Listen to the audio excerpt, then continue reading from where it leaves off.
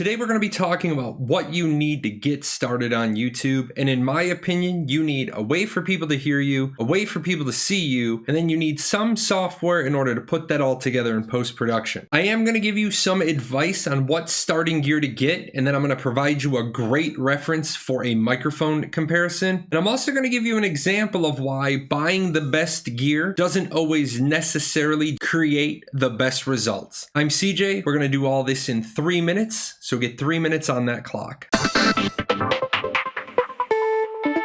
You do not need to invest a lot of money to get started on YouTube. If this is all you have to make your content with, then you need to figure out a way to make this work. Realize there are microphones you can buy that are going to help you get some decent audio. And the visual that you get off your phone, the camera, that's on par with any webcam that you're going to have. In fairness, I also want to warn you that you shouldn't just worry about buying all the best equipment. You should worry about learning how to use that equipment. This is the same camera and the same microphone you've heard me do all my other videos with. Man, this sounds horrible. When I switch back to this and just $0 tweaks that you can find that just make your audio sound that much better. I have gotten up to a Blue Yeti microphone and I am using a Logitech C922 webcam. I would definitely recommend the Blue Yeti microphone. In fact, I'm going to send you over to Harris Heller's video where he compares the top 4 USB mics. If I was going to make a recommendation, I would actually recommend the C920.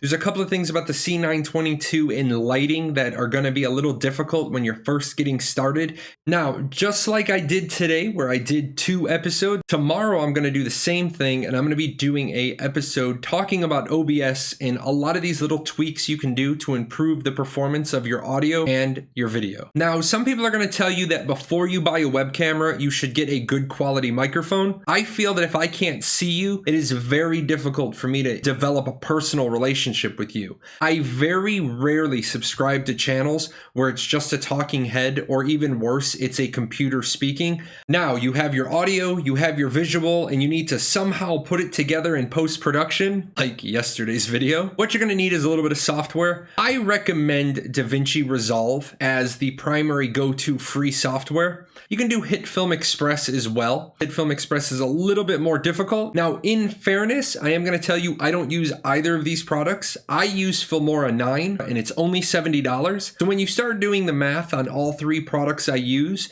I come in at just under $300. So not a fortune, but I know some of you don't have that. So you're really looking for those free alternatives at first. So to wrap this up, I want you guys to just start making content with whatever you have. If you already have a microphone and a webcam, maybe tomorrow when I do that OBS episode, you'll figure out how to get a little bit of tweaking done, get a little bit better audio, a little bit better visual. And then make sure that you do not skimp on your post-production. That is just as important as your raw footage. And with that, our 3 minutes are just about up. Tomorrow, we are going to jump into subscribers. We're going to talk about how to get them, how not to get them, and we are going to talk about how they really don't matter anyway. You give me 3 minutes tomorrow, and I'm going to help you reach your YouTube goals.